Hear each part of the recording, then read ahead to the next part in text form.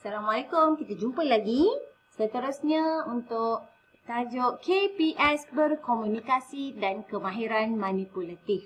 Okey. Apa dia kemahiran proses sains berkomunikasi?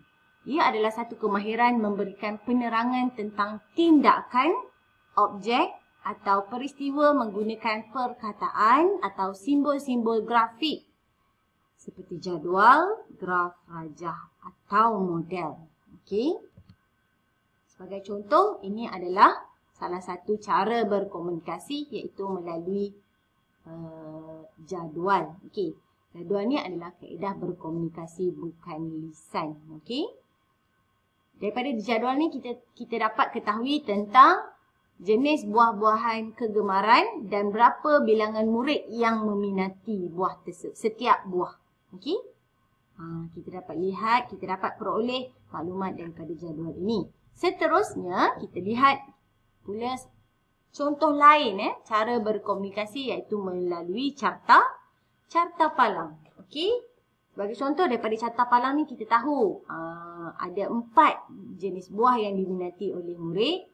Kemudian bagi betik ada 8, durian ada 9 orang, pisang ada 7 orang dan tembikar ada 6 orang murid. Ya juga daripada carta palang juga kita dapat peroleh maklumat ataupun orang lain boleh menyampaikan maklumat kepada kita melalui carta palang. Okey. Cara selain daripada bukan lisan seperti ini, cara yang saya sampaikan pada kamu sekarang adalah saya bercakap, betul tak? Ini juga adalah salah satu cara berkomunikasi iaitu melalui lisan. Okey. Ini salah satu cara berkomunikasi melalui perkataan. Secara tulisan. Sebagai contoh, pokok jagung mempunyai bunga dan buah, daunnya berurat selari, mempunyai batang tidak berkayu. Pokok jagung berakar serabut, ia hidup di darat. Jadi daripada perkataan ini kita telah tahu mengenai pokok jagung. Info mengenai pokok jagung. Okey, seterusnya andaikan saya bertanya kepada kamu supaya mengenal pasti hobi rakan-rakan sekelas kamu. Okey, bila kamu dah kenal pasti hobi, kamu persembahkan ataupun kamu beritahu kawan-kawan yang lain dalam bentuk jadual seperti ini. Jadi daripada jadual ni kita telah tahu bahawa terdapat 4 jenis hobi yang rakan kamu suka dan berapa bilangan murid yang terlibat bagi setiap hobi. Okey. Seterusnya kemahiran manipulatif. Okey, kemahiran manipulatif. Apa dia kemahiran manipulatif?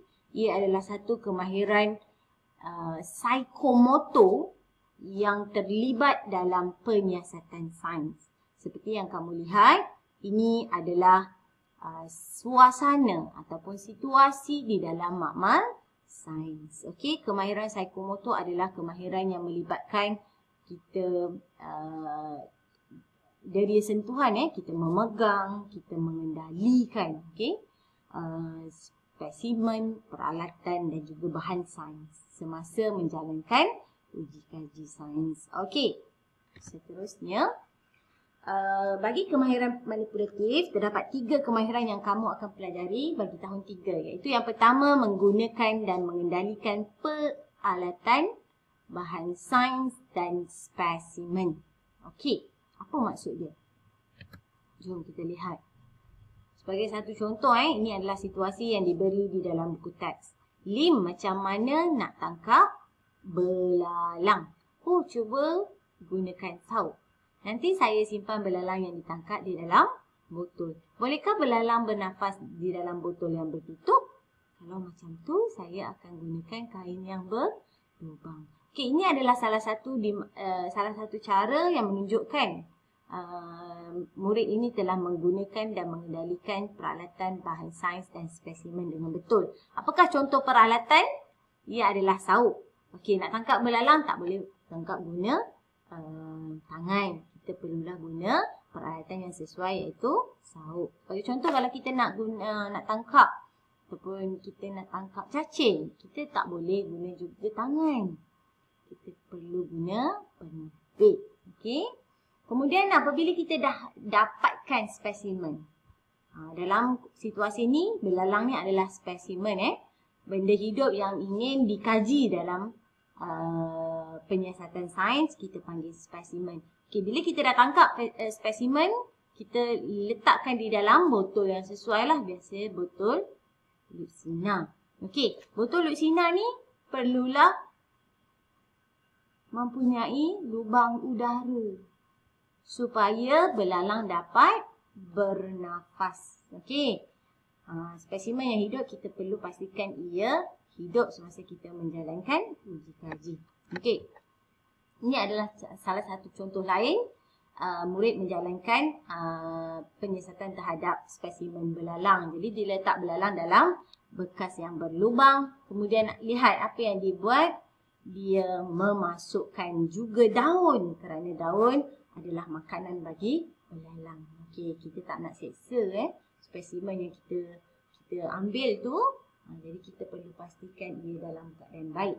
Okey, apa yang kita perlu buat selepas selepas kita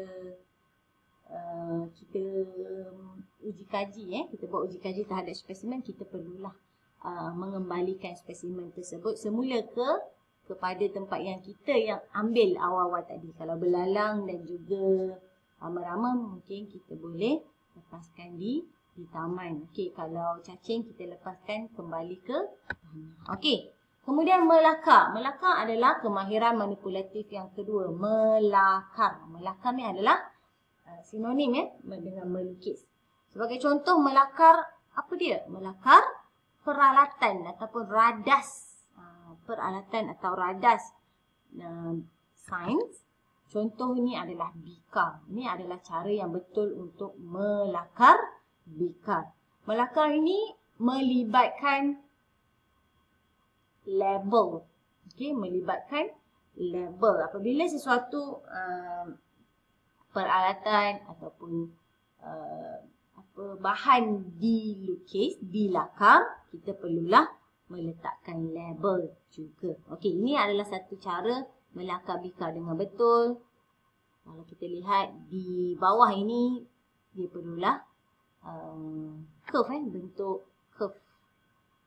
Curve ni apa bentuk melengkung bukan tajam. Okey, ini contoh lain iaitu melakar tabung uji, juga sama. Okey, perlu pastikan menggunakan pembaris.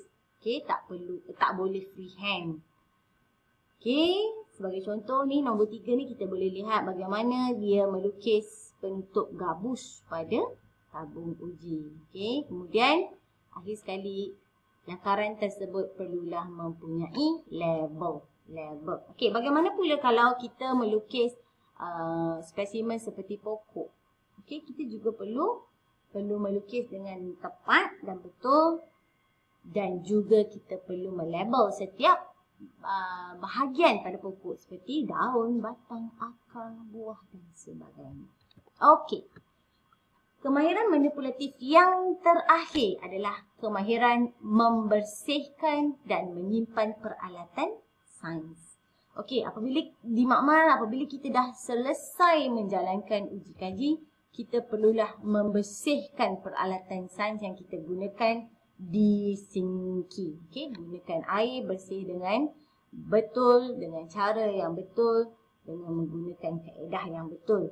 Kemudian apabila kita dah bersihkan, kita perlu keringkan terlebih dahulu.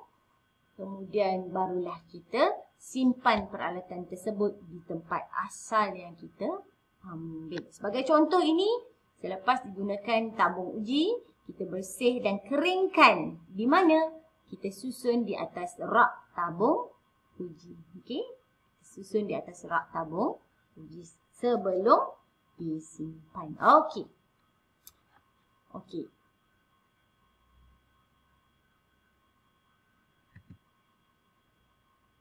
Jadi kita akan bincang setiap soalan di dalam buku teks. Okey, soalan yang pertama. Apakah Daria yang terlibat untuk membuat pemerhatian terhadap buah durian? Kemahiran proses sains adalah pemerhatian. Memerhati.